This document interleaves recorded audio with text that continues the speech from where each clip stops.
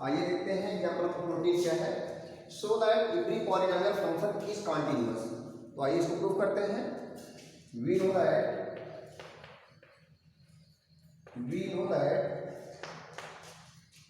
a polynomial function small p is defined by px equal to a naught plus a1x plus a2x square plus a3x cube plus and so on an x power n of order of degree n। कितने degree का है? n degree का है। Of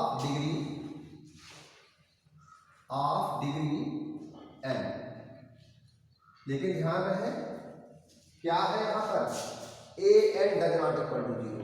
an does not equal to zero. an zero नहीं होना चाहिए, क्योंकि यदि an जीरो हो जाएगा, an यहाँ पर एक रियल नंबर है, यदि an जीरो हो जाएगा तो इसका कोफिशिएंट जीरो होगा, तो ये टर्म गायब हो जाएगी, टर्म जीरो हो जाएगा, तो ये n डिग्री का पॉलिनोमियल नहीं रह जाएगा। तो पॉलिनोमियल पे किस तरह से डिफाइंड है? px equal to this where an does not equal to zero of degree n। ये पॉलिनोमियल कितने डिग्री का है? n डिग्री का है। एंड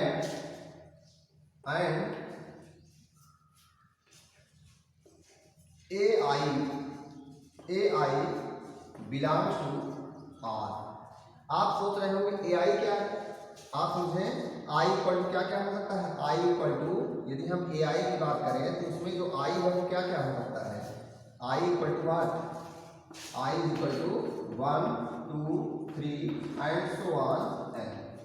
i की वैल्यू 1 से लेकर कहाँ तक है? n तक है। अच्छा, i की वैल्यू 1 से लेकर n तक नहीं, बल्कि कहाँ से लेकर कहाँ तक? 0 से लेकर n तक। i की वैल्यू क्या है? 0 to 0 1 2 3 and so on n तक। ठीक है। और n क्या है? ये n क्या है? n के बारे में मैंने बता दी क्या है? 0 1 2 3 काउंटिंग नंबर्स है ना। n क्या है? n belongs to whole number. n belongs to the set of whole numbers. तो चाहे कहने पॉजिटिव इंटीजर है, n क्या है? कोई पॉजिटिव इंटीजर है। तो शायद आपको इतना क्लियर हो गया होगा। यहाँ पर n क्या है? कोई न कोई होल नंबर है। आप देख रहे हैं 0 1 2 3 एंड सो ऑन n। तो n क्या होगा? यहाँ पर कोई न कोई होल नंबर होगा। तो शायद आपको इतना क्लियर हो गया। px जो फंक्शन पॉलिनोमियल फंक्शन होता है इस तरह से डिफाइन होता है। किस तरह से?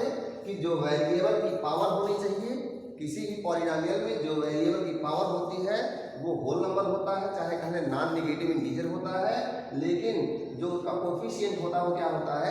रियल नंबर होता है। जो कोफिशिएंट ऑफ वेरिएबल होता है वो क्या होता है? Real number. तो इस तरह से फंक्शन डिफाइन होता है। कैसा फंक्शन? Polynomial function. आइए इसकी कंटिन्यूटी की बात करते हैं। और एक बात आपको पता है, दिस फंक्शन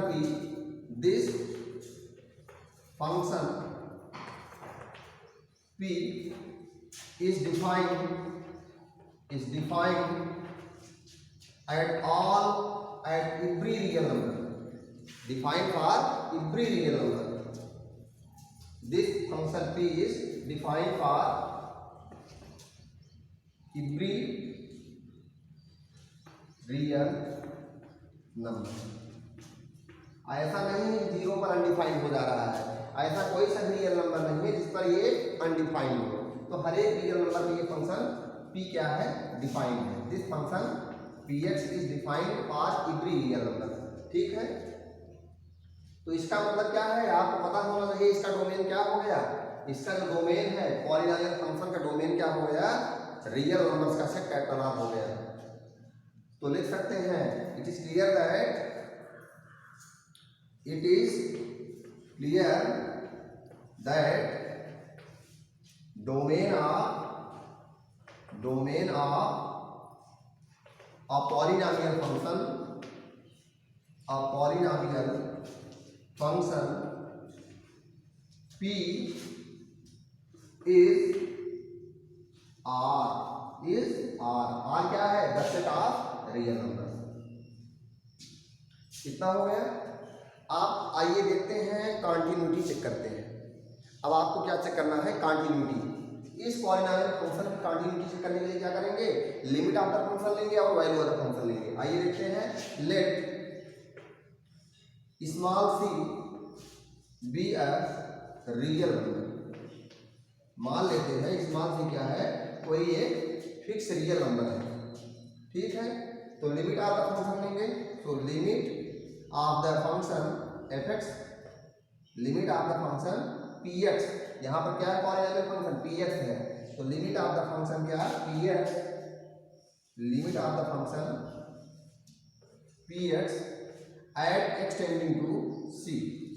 क्या आएगा? Limit of P X at x tending to C क्या आएगा? वास्तव में क्या आएगा? पी सी ही आएगा। और यदि हम वैल्यू ऑफ द फंक्शन की बात करें, लिमिट ऑफ द फंक्शन की बात करें तो क्या आएगा? पी सी ही आएगा। And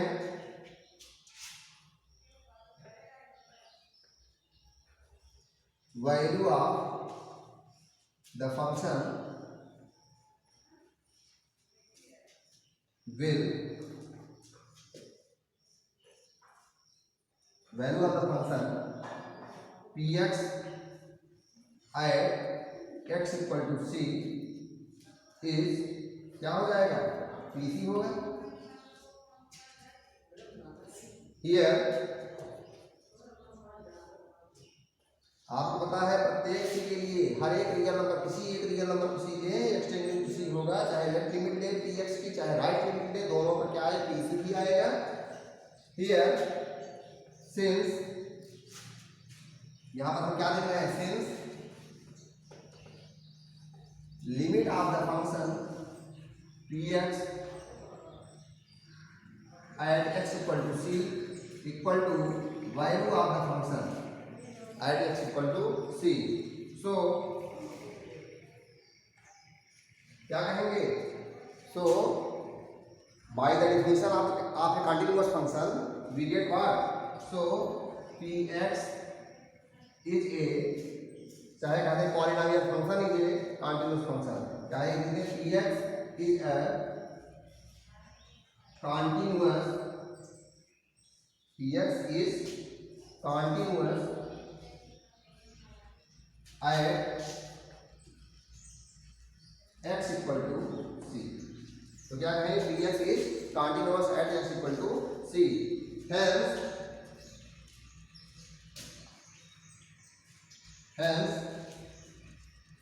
p function p is a continuous function, is a continuous function, function p is a continuous function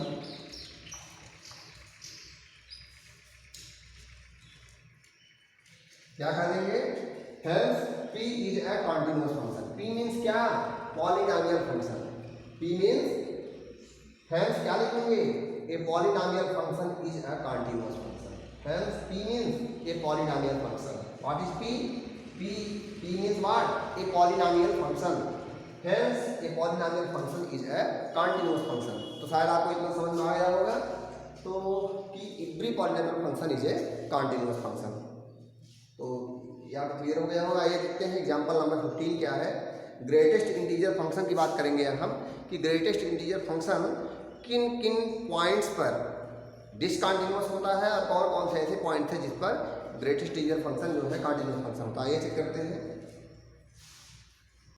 आइए देखते हैं क्वेश्चन नंबर 15 क्या है। Find all the points of discontinuity of the greatest integer function defined by f(x) equal to box x where box x denotes the greatest integer less than or equal to x। तो यहाँ पर हमें क्या check करना है? इस function f(x) की discontinuity check करना है। तो आइए देखते हैं किस किस पर कंटिन्यूअस है और किस किस पर ये फंक्शन जो है डिसकंटिन्यूअस है। तो आइए इसके लिए क्या चेक करते हैं। सबसे पहले हम जान लेते हैं ग्रेटेस्ट इंटीजर फंक्शन होता क्या है। यदि सोचिए f(x) इक्वल टू क्या दिया है? बॉक्स ऑफ x, इसकी वैल्यू क्या है? इसकी वैल्यू क्या होती है? सोचिए x कोई सा भी रियल नंबर हो सकता है, कोई सा भी रियल नंबर।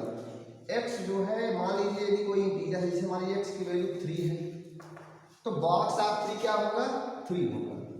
यदि इसकी वैल्यू है 2.9 तो इसकी वैल्यू क्या होगी 2।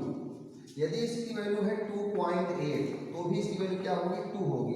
ध्यान दीजिए कोई सा भी रियल नंबर इस बॉक्स के अंदर होगा, कोई सा भी रियल नंबर होगा, जस्ट उससे छोटा जो आपका इंटीजर होता है वही उसकी वैल्यू होती है। बॉक्स ऑफ एक्स यानी ग्रेटेस्ट इंटीजर फंक्शन 2.9 की वैल्यू क्या होगी, ग्रेटेस्ट इंटीजर फंक्शन 2.9 की वैल्यू क्या होगी 2.9 से छोटा जस्ट इंटीजर जो होगा, ग्रेटेस्ट इंटीजर जो 2.9 से छोटा हो लेकिन ग्रेटेस्ट हो। 2.9 से छोटे जितने भी इंटीजर्स हैं उन इंटीजर्स में जो सबसे ग्रेटेस्ट हो that is the value of greatest integer function 2.9। 2.8 है तो 2.8 से छोटे जितने भी रियल नंबर्स हैं उसमें जो ग्रेटेस्ट इंटीजर है, उन रियल नंबर्स में से जो ग्रेटेस्ट इंटीजर है that's value we will put that's value. आइए देखते हैं यदि हम ग्रेटेस्ट इंटीजर फंक्शन 2.7 की बात करें, बताइए 2.7 से छोटे जितने भी इंटीजर्स हैं उसमें से कौन सबसे बड़ा इंटीजर है। यदि हम देखें 2.7 से छोटे कौन कौन से इंटीजर हैं, 2 है, 1 है, 0, -1, तो उन इंटीजर में जो सबसे बड़ा होगा greatest integer that is the value of greatest integer 2.7। यहाँ पर वैल्यू क्या होगी 2 होगी। एंड 2.00007 हो तो इसकी वैल्यू क्या होगी, दैट्स वैल्यू इज आल्सो 2, क्योंकि आपको पता है 2.00007 से जस्ट छोटी जो ग्रेटेस्ट इंटीजर है, जस्ट छोटा लेकिन इंटीजर वो भी ग्रेटेस्ट, तो क्या होगा 2 होगा। आप सीधा सीधा समझें 2.0007 से छोटे कितने इंटीजर्स हैं, 2 है, 1 है, 0, -1, इनमें से जो ग्रेटेस्ट इंटीजर हो कौन है 2 है। So greatest integer less than or equal to 2.0007 is what 2। आपको पता है ग्रेटेस्ट इंटीजर होना चाहिए लेकिन less than or equal to, यदि ये खुद इंटीजर है तो इसके इक्वल होगा, लेकिन यदि ये इंटीजर नहीं तो उससे जस्ट छोटा लेकिन ग्रेटेस्ट इंटीजर, तो आपका क्या हो गया 2। तो शायद आपको इतना क्लियर हो गया होगा। यदि हम -1 की बात करें, ग्रेटेस्ट इंटीजर फंक्शन किसका -1 का, तो -1 का ग्रेटेस्ट इंटीजर क्या होगा -1 क्या होगा आपका -1 होगा। यदि -2 की बात करें तो क्या होगा -2 होगा। लेकिन यहाँ पर यदि -1.1 की बात करें, -1.1 तो आपको पता है कि -1.1 -1 से भी छोटा है, -1 से भी छोटा क्या है, यदि माइनस नंबर लाइन पर -1 यहाँ होगा तो -2 यहाँ पर होगा, तो यहाँ पर क्या होगा -1.1 होगा। तो इस इंटीजर से छोटा इंटीजर लेकिन इस इंटीजर -1.1 है उससे छोटा लेकिन ग्रेटेस्ट इंटीजर कौन सा है -2 है, तो यहाँ पर इसकी वैल्यू क्या हो जाएगी -2 हो जाएगी। तो इस तरह से आप कोई सी भी वैल्यू निकाल सकते हैं। मान लीजिए x के प्लेस पर चाहे जो रियल नंबर हो उसकी वैल्यू आप निकाल सकते हैं। यदि यहाँ पर हम -3.3 की बात करें तो इसकी वैल्यू क्या होगी, आपको पता है -3.3 की यदि बात करेंगे तो यहाँ -2 है तो यहाँ माइनस क्या होगा 3 होगा, तो यहाँ पर कुछ होगा 1 है, 2 है, 3 है, तो इससे भी बड़ा नंबर इससे भी लेफ्ट में जब आएंगे तो क्या मिलेगा हमें 3.3 मिलेगा, वो भी -3.3। तो इसके लेफ्ट में कौन सा इंटीजर होगा आपको पता है, इस रियल नंबर के जस्ट लेफ्ट में इंटीजर कौन सा है -4 है। लेकिन यदि सोचिए यदि यह खुद इंटीजर होता तो इसकी वैल्यू खुद वही हो जाती। यदि यह इस बॉक्स के अंदर कोई इंटीजर होगा उसकी वैल्यू वही होगी। ध्यान रखिए यदि बॉक्स के अंदर क्या होगा इंटीजर, तो वैल्यू क्या होगी इंटीजर ही आएगा, दैट इंटीजर वही इंटीजर आएगा। लेकिन यदि इंटीजर नहीं होगी इसकी वैल्यू इंटीजर नहीं होगी तो कोई रियल नंबर दूसरा होगा, तो यदि इंटीजर नहीं होगा तो उससे जस्ट छोटा, उससे जस्ट पहले आने वाला जो इंटीजर होगा वही इंटीग्रल वैल्यू होगी इसकी। तो इसकी इंटीग्रल वैल्यू क्या हो जाएगी -4 हो जाएगी। तो शायद आपको इंटीग्रल ये जो आपका ग्रेटेस्ट इंटीजर फंक्शन एफ था इसकी वैल्यू कैसे निकाली जाती है शायद आपको क्लियर हो गया होगा। आइए अब हम बात करते हैं थ्योरम की।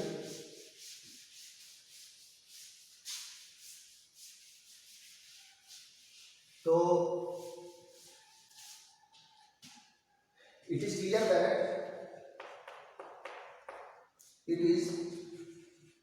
that function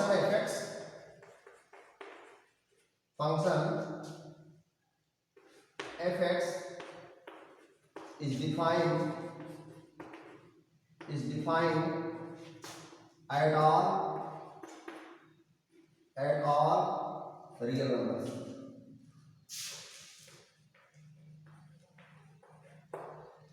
It is clear that function f is fx चाहे बोल दें चाहे f ही बोले कोई प्रॉब्लम नहीं है। तो ये function f is defined at all real numbers, हर एक रियल नंबर पर क्या है डिफाइंड है। ठीक है, अब हम बात करते हैं, मान लेते हैं c जो है, आइए दो केसेस लेते हैं। एक केस में हम c को रियल नंबर मानते हैं, और रियल नंबर कैसा रियल नंबर जो कि इंटीजर हो, यानी कि इंटीग्रल रियल नंबर मानते हैं। मान लेते हैं एक केस में कि c कोई इंटीग्रल रियल नंबर है, यानी कि ऐसा रियल नंबर जो इंटीग्रल हो, और दूसरे केस मानते हैं कि नॉन इंटीग्रल रियल नंबर है। तो देखते हैं case first let c be a real number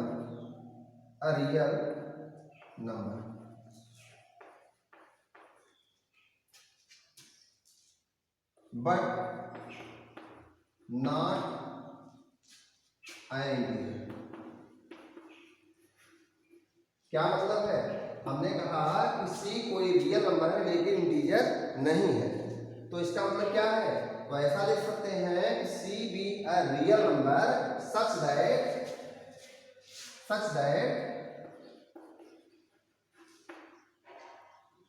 c does not belongs to z।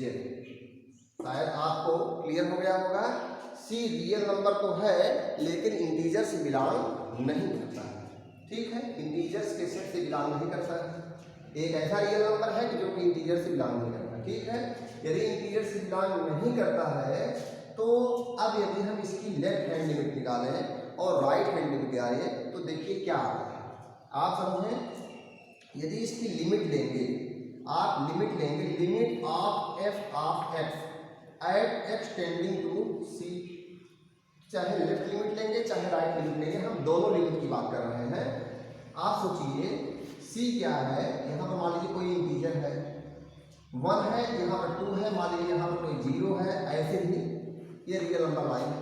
आप सोचें जब c इंटीजर नहीं है तो हो सकता है c यहाँ पर हो, समझ रहे हैं, रियल नंबर है लेकिन इंटीजर नहीं है, तो इंटीजर पर c हो नहीं सकता, हो सकता है 0 के जस्ट बगल में हो, ऐसा भी हो सकता है, चाहे यहाँ हो चाहे c यहाँ हो, कहीं पर भी हो सकता है, लेकिन 1 2 0 ये सब नहीं हो सकती, कोई इंटीग्रल वैल्यू c की नहीं हो सकती। आप सोचिए जब c की लेफ्ट हैंड लिमिट लेंगे तो भी 0 तो हो नहीं सकता, क्यों नहीं हो सकता, 0 की जब c की लेफ्ट लिमिट लेंगे, लेफ्ट हैंड लिमिट, तो c माइनस होगा। क्या आप सोचिए x टेंडिंग टू c कर रहे हैं तो हो सकता है एक बार c हो सकता है कि लेफ्ट हैंड लिमिट लेंगे तो c माइनस की तरफ जाएगा, x इसी तरफ जाएगा c माइनस, तो x की वैल्यू क्या होगी, c से जरा सा लेफ्ट में होगी लेकिन तब भी वो 0 के पास नहीं पहुंचेगा। और दूसरी चीज, जब c की राइट लिमिट लेंगे, जब फंक्शन की हम राइट लिमिट लेंगे तो ये क्या होगा, c प्लस होगा, x tending to c plus, यानी कि x इधर आएगा, x किस तरफ आएगा, c के राइट साइड में, और c के राइट साइड में भी हम कोई इंटीजर नहीं पाएंगे। तो कोई इंटीग्रल वैल्यू हमें नहीं मिलेगी, तो जाहिर सी बात है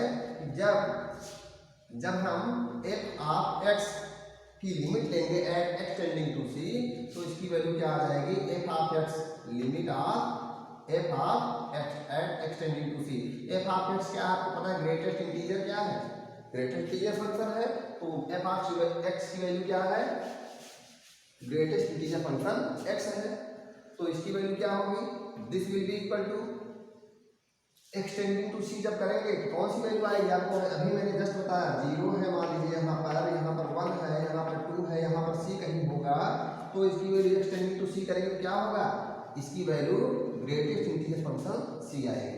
ठीक है, इसकी वैल्यू ये आ गई, यानी कि c का जो ग्रेटेस्ट इंटीजर फंक्शन होगा, चाहे c 1 के राइट साइड होगा, किसी इंटीजर के राइट साइड तो होगा ही c, तो c कहीं पर हो, 1 और 2 के बीच होगा, c हो सकता है यहाँ हो सकता है c यहाँ हो, हम कहते हैं यहाँ पर c होगा तो ग्रेटेस्ट इंटीजर c की वैल्यू क्या होगी, यदि 1 और 2 के बीच में होगा तो ग्रेटेस्ट इंटीजर फंक्शन c की वैल्यू क्या होगी, 1 होगी। सोचिए यदि 0 और 1 के बीच होगा तो इंटीजर फंक्शन c की वैल्यू क्या होगी, 0 होगी, यानी जस्ट वो लेफ्ट वाले इंटीजर के पास पहुंच जाएगा। तो आप सोचिए इसकी वैल्यू कोई न कोई इंटीग्रल वैल्यू होगी, लेकिन ये नहीं पता है, इतना पता है कि कोई न कोई इंटीग्रल वैल्यू होगी, ठीक है। और वो वैल्यू क्या होगी, ग्रेटेड इंटीजर फंक्शन c होगा। आइए हम वैल्यू ऑफ फंक्शन की बात करते हैं, ये तो लिमिट ऑफ फंक्शन की बात हो गई। अब सोचिए वैल्यू ऑफ फंक्शन की बात करते हैं। आइए देखते हैं, कोई सा भी होगा, हमने कहा कि ये c यहाँ पर हो अथवा c जो है 1 के बिल्कुल समीप हो या तो c 2 के बिल्कुल समीप हो लेफ्ट से, तो इस तरह से सबके लिए क्या आएगा, ग्रेटेड इंटीजर फंक्शन c आएगा, ठीक। अब यहाँ पर यदि हम वैल्यू ऑफ फंक्शन लें, value of the function, value of the function, value of the function f(x) at x equal to c। आइए देखते हैं x इक्वल टू c पर वैल्यू ऑफ द फंक्शन क्या होगा, x equal to c। c क्या है भाई, c यहाँ पर रियल नंबर है लेकिन इंटीजर नहीं है, तो c यहाँ पर आप देखिए तो इसकी वैल्यू क्या होगी, जस्ट इसके पहले वाली वैल्यू होगी। लेफ्ट लिमिट लेते राइट लिमिट लेते, अब के लिए भी वही ग्रेटेड इंटीजर फंक्शन c आ रहा है। और यदि हम c की बात करें तो यहाँ पर फिर से वही वैल्यू 0, यदि c 1 के समीप होगा तो c की वैल्यू 1, और 2 के बिल्कुल समीप होगा तब भी क्या 1। लेफ्ट से यदि 1 c जो है 1 के राइट साइड में बिल्कुल समीप बिल्कुल निकट है इसके 1 के, तो क्या होगी, इसकी वैल्यू 1 होगी। इसमें भी तो वही बात हो रही थी, तो यानी कि यहाँ पर फंक्शन f(x) की वैल्यू जो है at x equal to c पर क्या होगी, इज व्हाट, इज दिस। तो हम किस निष्कर्ष पर पहुंचते हैं, since limit of the function f(x) at x tending to c equal to value of function at x equal to c equal to greatest integer function c। और value क्या आ रही है इसकी, इतनी आ रही है, और आप देख रहे हैं limit of the function value of the function के इक्वल है, तो किस निष्कर्ष पर पहुंचते हैं, सो फंक्शन f(x) पूरा नाम लिख देते हैं, ग्रेटेस्ट इंटीजर फंक्शन, तो greatest integer function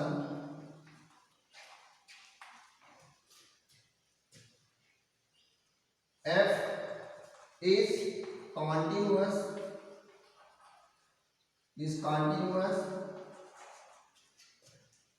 at all real numbers other than an integer,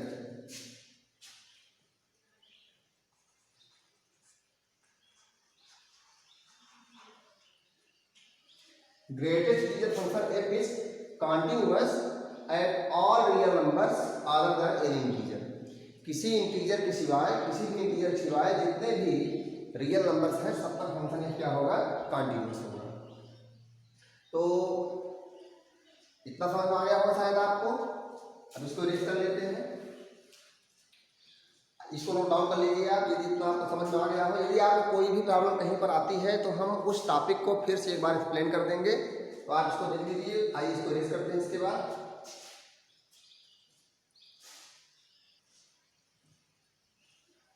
आइए केस सेकंड लेते हैं।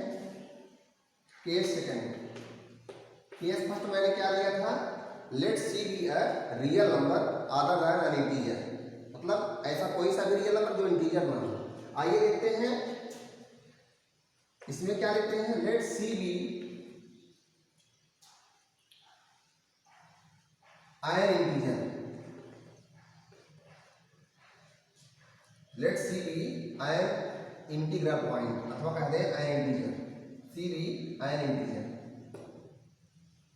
तो सी एन इंटीजर है तो जाहिर सी बात है रियल नंबर से बिलोंग कर रहा है, लेकिन इंटीजर है, केवल integral real number. That is what, that is when c belongs to क्या, ओनली। इसके पहले आर से बिलोंग कर रहा था, लेकिन केवल उस आर में जितने इंटीजर थे केवल उससे बिलोंग नहीं कर रहा था, यानी कि इंटीजर नहीं हो सकता था। तो आइए देखते हैं जब केवल इंटीजर होगा, यदि सी केवल इंटीजर होगा तब की बात करते हैं। तब के लिए आइए हम बात करते हैं value of the function, value of the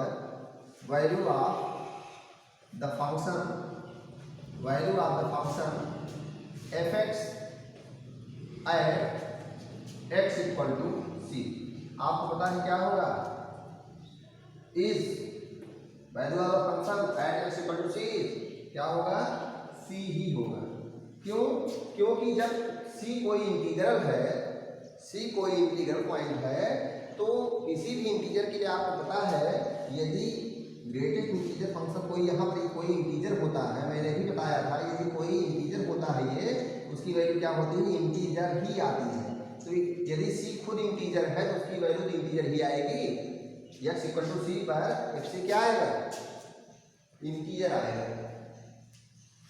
आप इसको ऐसे समझ सकते हैं, that is what, that is F of x at X equal to C, that is F C equal to कितना, F C equal to greatest integer function C, that is equal to what, C. यही होगा। अब यदि हम limit of the function की बात करते हैं तो आइए हम लेफ्ट लिमिट लेते हैं और राइट लिमिट लेते हैं।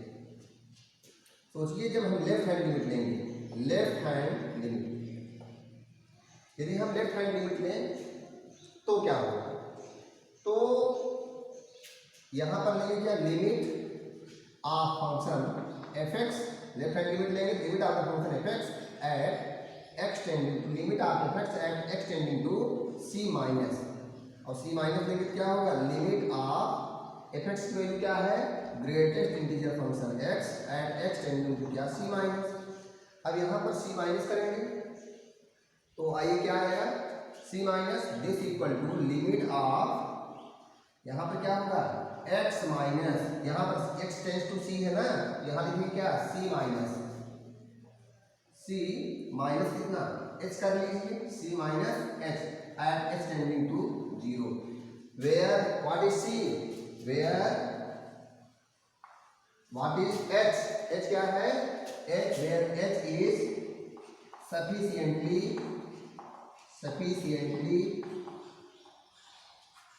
small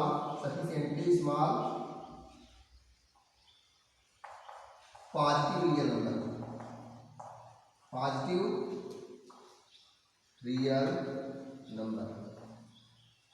कहते हैं infinitely small positive real number, h क्या है, infinitely small positive real number, ठीक है। तो बताइए क्या आएगी, this will be equal to, जब c माइनस एक्स करेंगे, आप सोचिए कि c कोई क्या है, तो c क्या है, कोई इंटीजर है। जब c इंटीजर है और इसकी लेफ्ट लिमिट लेंगे तो जाहिर सी बात है अब वह इंटीजर नहीं रहेगा। जब लेफ्ट लिमिट लेंगे c माइनस एक्स, अब वो क्या होगा, ये इंटीजर है, यदि c इंटीजर है तो लेफ्ट लिमिट लेंगे, अब वो इंटीजर नहीं रहेगा। तो जाहिर सी बात है जब ये इंटीजर नहीं रहेगा, जब ये c माइनस एक्स अब इंटीजर नहीं रहेगा तो इसकी वैल्यू क्या होगी, जो इंटीजर यहाँ पर था उससे जस्ट एक माइनस इंटीजर होगा, एक कम इंटीजर होगा, यानी कि c माइनस वन, इसके जस्ट पहले वाला इंटीजर कौन होगा, c माइनस वन होगा, और इसकी वैल्यू क्या हो जाएगी, c माइनस वन हो जाएगी। तो हम डायरेक्टली इसकी वैल्यू क्या लिख देंगे, इसकी वैल्यू क्या हो जाएगी, दिस इक्वल टू क्या, c माइनस क्या हो जाएगा, c माइनस वन, इसकी वैल्यू क्या आ जाएगी, c माइनस वन हो जाएगी। ये तो लेफ्ट हैंड लिमिट की बात हो गई। अब जब हम राइट हैंड लिमिट की बात करेंगे, ये तो लेफ्ट लिमिट की बात हो गई, और जब राइट लिमिट की बात करेंगे क्या होगा, आइए देखते हैं। अब हम बात करते हैं राइट हैंड लिमिट।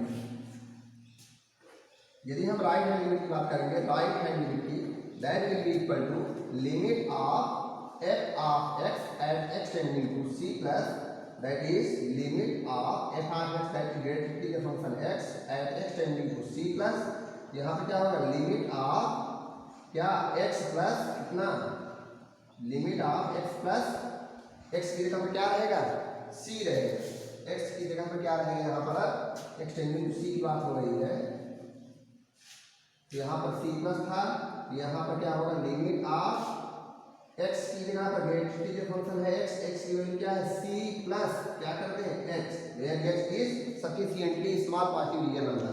यहाँ पे क्या होगा x टेंडिंग टू 0। आप सोचिए इसकी वैल्यू क्या रहेगी, this will be equal to, इसकी वैल्यू क्या होगी c प्लस x। अभी जस्ट मैंने बताया, सोचिए कि कोई रियल नंबर, यहाँ पर c क्या है, कोई इंटीजर है, c क्या है इंटीजर, और जब c की राइट लिमिट लेंगे कहाँ पर आएगा c, यहाँ पर आएगा c प्लस h हो जाएगा। और इसका जब greatest integer function c plus h का लेंगे तो क्या होगा, इस फंक्शन का इस फंक्शन की वैल्यू क्या होगी, c प्लस h की value, box of c plus h की वैल्यू क्या होगी, जस्ट इसकी, अब तो ये इंटीग्रल रहा नहीं, अब ये c प्लस h है तो c मतलब इंटीग्रल नंबर होगा, पॉइंट समथिंग होगा, तो ये c पॉइंट समथिंग है तो उसके जस्ट पहले वाली वैल्यू देगा, क्योंकि यह इंटीग्रल नंबर नहीं है। यदि इंटीग्रल होता है c प्लस h तो इसकी वैल्यू खुद यही होती, लेकिन ये जस्ट इंटीग्रल के जस्ट राइट साइड वाला है तो, और नॉन इंटीग्रल वैल्यू है जिसके जस्ट पहले वाली वैल्यू आएगी वो भी इंटीग्रल वैल्यू, कौन सी, c वाली वैल्यू आएगी, तो इसकी वैल्यू क्या होगी, c हो जाएगी। यहाँ पर हम लिख देते हैं, यहाँ पर डाउन साइड इसकी वैल्यू क्या हो गई, this will be equal to what, c, इसकी वैल्यू क्या हो गई c। तो आपने क्या देखा, राइट हैंड लिमिट क्या रहा है, राइट हैंड लिमिट जो आ रहा है वो क्या है c है, और लेफ्ट हैंड लिमिट क्या है c माइनस 1 है, वैल्यू ऑफ फंक्शन क्या है c है। तो हम क्या देख रहे हैं, left hand limit does not equal to right hand limit, that means limit does not exist, limit exist नहीं कर रहा है। जब लिमिट नहीं एग्जिस्ट कर रहा है तो हम क्या कहेंगे, so this function f is discontinuous at, किस पर, किसके लिए आप देख रहे हैं कि left limit right limit equal नहीं हो रहा है, इंटीजर के लिए। तो लिखेंगे क्या, यहां पर लिख देंगे सो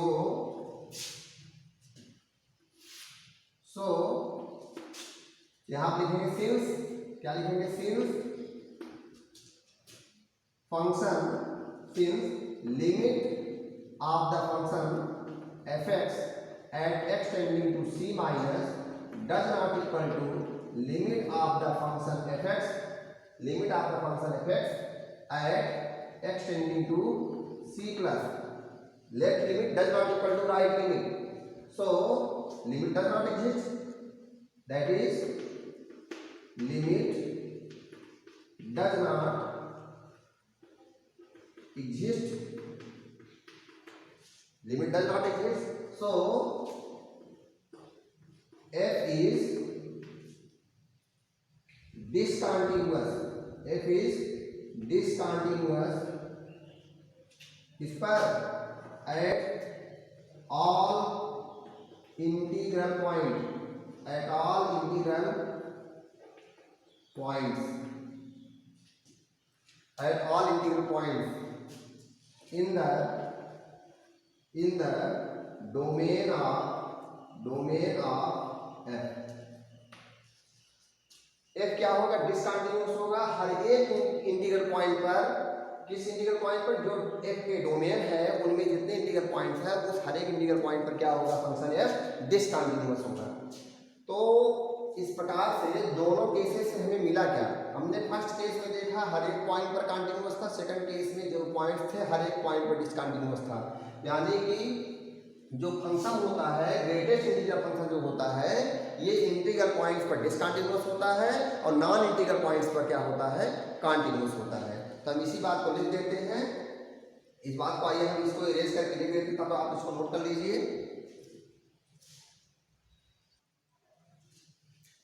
आज एक बात का और ध्यान दे लीजिए, यहाँ पर जो मैंने लिखा है that is limit does not exist, यदि आप इसको नहीं भी लिखते हैं, यदि इस पार्ट को आप नहीं भी लिखते हैं तो भी आप डायरेक्ट बता सकते हैं, since left hand limit does not equal to right hand limit, so f is discontinuous at x equal to c, जहां पर c क्या है, इंटीग्रल पॉइंट है। आइए इसको आप नोट कर लीजिए, हम जो है इसके आगे लिखते हैं, इसका क्या निष्कर्ष निकला। यहां पर क्वेश्चन किया था कि चेक करना है discontinuity of the greatest integer function, find all the points of discontinuity of the greatest integer function. केवल डिसकंटिन्यूटी के पॉइंट्स को पता करना था, तो हमने जस्ट पता किया कि ग्रेटेस्ट इंटीजर फंक्शन एफ का जो डिसकंटिन्यूटी का जितने पॉइंट्स डिसकंटिन्यूटी के हैं वो कौन कौन से हैं, ओनली इंटीग्रल पॉइंट्स। तो यहां पर लिख देते हैं hence from above cases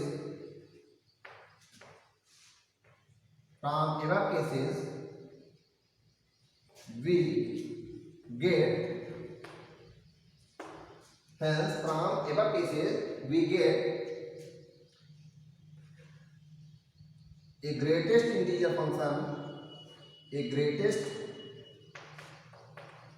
integer function, a greatest integer function f is discontinuous, f is discontinuous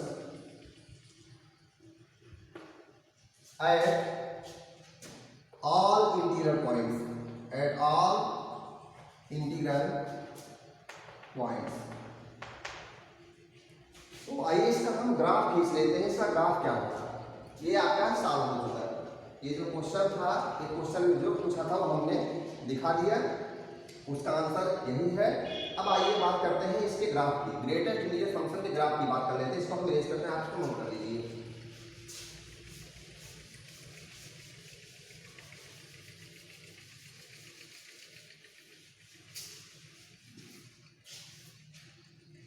सोचिए कि क्या है, y एक्सिस समझिए, y dash y and x dash o x मान लीजिए। ये क्या हो गया, x डैश o x। मान लीजिए इसके इंटीजर्स है 1 2 3 4 5, -1 -2 -3 -4 -5 -1 -2 -3 -4 +1 +2 +3, बात कितने बहुत हो गए। आइए देखते हैं इसे ग्राफ खींचते हैं।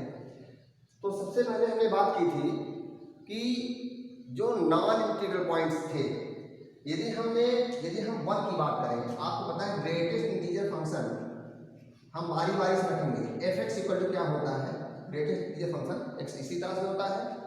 बॉक्स एक्स, यदि आप x की वैल्यू रखते जाइए, x वैल्यू आती जाएगी, ग्राफ खींच लेंगे। आप क्या रखते हैं, x की वैल्यू रखते हैं और f की वैल्यू पाते हैं, उसके बाद ग्राफ खींच लेते हैं आप। तो यदि हम 1 की बात करें तो 1 के लिए तो 1 ही आएगा, हर एक इंटीजर के लिए वही वैल्यू आती है, आपको पता है। -1 की बात करेंगे तो -1 आएगा, -2 की बात करेंगे तो -2 आएगा। लेकिन यदि हम 1.1 की बात करें तो 1.1 के लिए जस्ट इसके पहले वाले इंटीजर कौन होगा, 1 होगा। ग्रेटेस्ट इंटीजर फंक्शन 1.2 की बात करेंगे हम, 1.2 की बात करें इसके लिए भी 1 होगा। यदि 1.9 की बात करें इसके लिए भी 1 ही आएगा। हम कहें कि 1.99 की बात करें, 1.9999 की बात करें, तब भी इसके लिए भी क्या आएगा, 1 आएगा। सोचिए, लेकिन यदि 2.001 की बात करेंगे इसकी वैल्यू क्या आएगी, 2 आएगी। इसी तरह से यदि हम 2.99 की बात करें, 999 की, इसकी वैल्यू क्या आएगी, 2 आएगी। पहले हम इतना खींच लेते हैं, उसके बाद बताते हैं। इसका ग्राफ पहले बनाते हैं। 1 के लिए क्या होगी इसकी वैल्यू, 1 के लिए हमारी वैल्यू 1 ही आएगी, ठीक।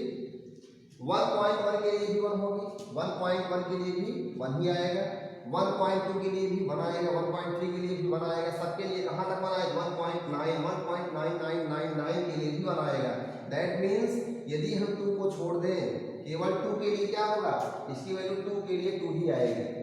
यदि हम 2 की बात करें तो 2 के लिए 2 ही आएगी, तो 2 के लिए 2 आएगा। 2 इंटीजर 2 के लिए क्या आएगा, यदि x की वैल्यू 2 रखेंगे तो y की वैल्यू क्या आ रही है, 2 आ रही है। तो यानी कि इसके लिए ये नहीं होगा, इसलिए मैंने यहाँ पर नोट लगा दिया। इसका ग्राफ यहाँ पर नहीं होगा, इस पॉइंट के लिए ग्राफ इसका यहाँ पर नहीं आएगा। इसको छोड़ करके बाकी सबके लिए, इसके 2 के लेफ्ट के लिए हर एक पॉइंट जो कि 1 अथवा उससे राइट साइड में है, उनके लिए ग्राफ क्या होगा, केवल यही आएगा। तो आप क्या देख रहे हैं, इस फंक्शन का ग्राफ क्या हुआ, इसको छोड़ दीजिए तो केवल यही इतना है। अब ये तो 1 से लेकर 2 तक के लिए हो गए। अब 2 से आगे बढ़ते हैं, 2 के राइट साइड बढ़ेंगे, 2.001 के लिए भी क्या होगा, 2 ही आएगा। 2.999 के लिए भी क्या होगा, यही आएगा, कितना, 2 ही आएगा। केवल 3 के लिए 3 हो जाएगा, 3 के लिए क्या हो जाएगा, 3 होगा, और बाकी सबके लिए क्या हो जाएगा, यही होगा, इसका ग्राफ क्या होगा, ये हो जाएगा। अब यदि हम 3 के बाद वाले की बात करें, 3.1 3.2 सबके लिए क्या होगा, 3 ही आएगा, लेकिन 3 के लिए क्या होगा, 3 के लिए भी क्या होगा, 3 होगा। और जो इसके राइट साइड पॉइंट्स हैं, लेकिन 4 के पहले क्योंकि 4 के लिए 4 पर जाएगा, 4 के पहले के लिए क्या, सबके लिए यही 3 ही आएगा यहाँ 3। तो शायद आपको इतना क्लियर हो गया होगा। अब यदि हम बात करें 0 की, तो आप सोचिए इसको इरेज करते हैं।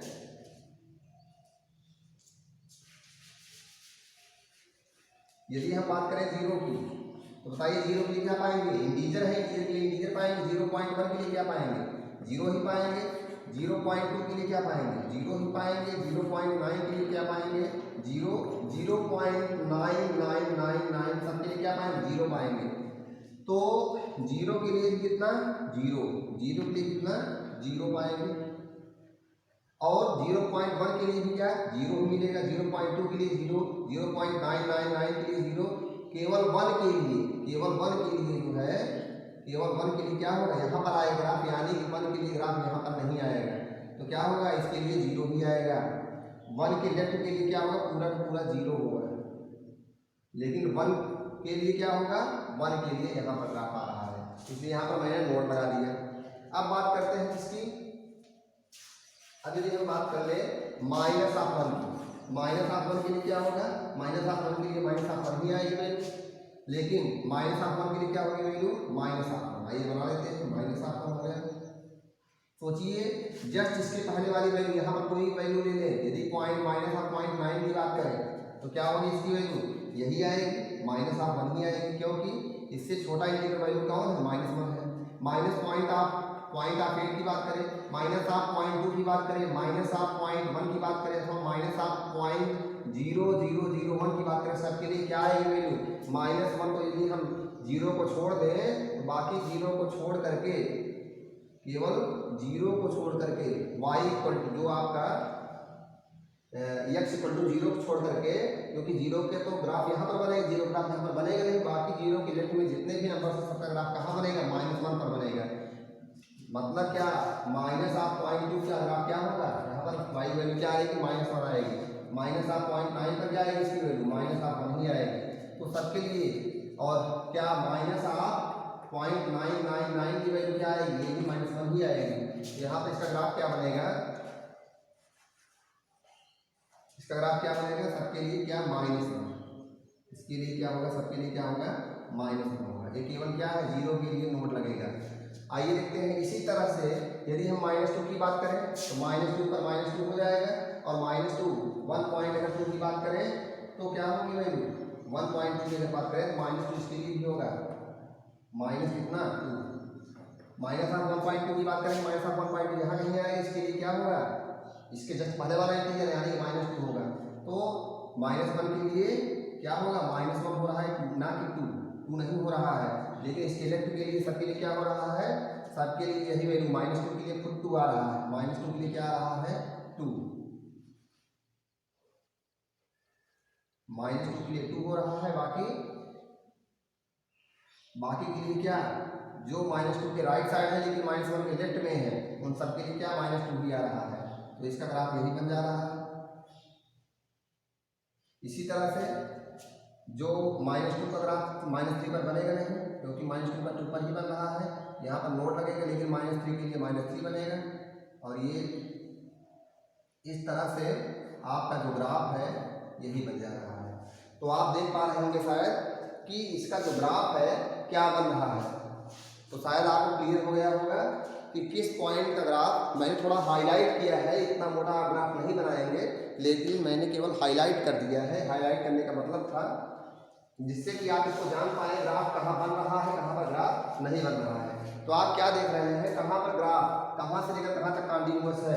यदि आप देखें इस ग्रेटेस्ट इंटीजर फंक्शन की बात करें तो यदि हम कहें कि f(x) जो है कॉन्टिन्यूअस है, कब के लिए, तो बिल्कुल कॉन्टिन्यूटी आप देख सकते हैं कहाँ से लेकर 1 से लेकर 2 के पहले तक। यानी कि यदि कहूँ x belongs to closed interval 1 and open interval क्या है, इधर क्या राइट हाफ ओपन इंटरवल क्या कर दूँ 1 to 1, क्या right half open interval 1 to यदि कर दूँ 1 की तरफ क्लोज है और 2 की तरफ ओपन है, तो यहाँ से लेकर यहाँ तक के लिए क्या हो जाएगा फंक्शन ये कंटिन्यूअस हो जाएगा। तो यहाँ पर शायद आप देख पा रहे होंगे इस पर क्या हो जाएगा फंक्शन कंटिन्यूअस हो जाएगा। क्लियर है कि नहीं, आप देख पा रहे हैं फंक्शन क्या होगा कंटिन्यूअस। यहाँ पर देख लीजिए आप कहोगे इसके जस्ट लेफ्ट के लिए अगर बात करें, ध्यान दीजिए इसके जस्ट लेफ्ट की बात करें तो लेफ्ट पर तो भाई यहाँ पर पा जाएंगे, यहाँ पर आ जाएगा। तो बिल्कुल यदि क्योंकि ध्यान दीजिए हमारा फंक्शन जो है डिफाइंड है केवल close interval right half open interval किस पर 1 2 पर। तो जब राइट हाफ ओपन इंटरवल केवल इसी पर डिफाइंड है यदि मेरा फंक्शन, तो इसका ये तो पाएंगे ही नहीं हम। यदि मेरा फंक्शन एफ केवल इस डोमेन में डिफाइंड है, इस डोमेन में, तो लेफ्ट हैंड लिमिट इस पॉइंट की ले ही नहीं सकते, 1 की लेफ्ट लिमिट हम नहीं ले सकते हैं क्योंकि एफ केवल इसी डोमेन में डिफाइंड है।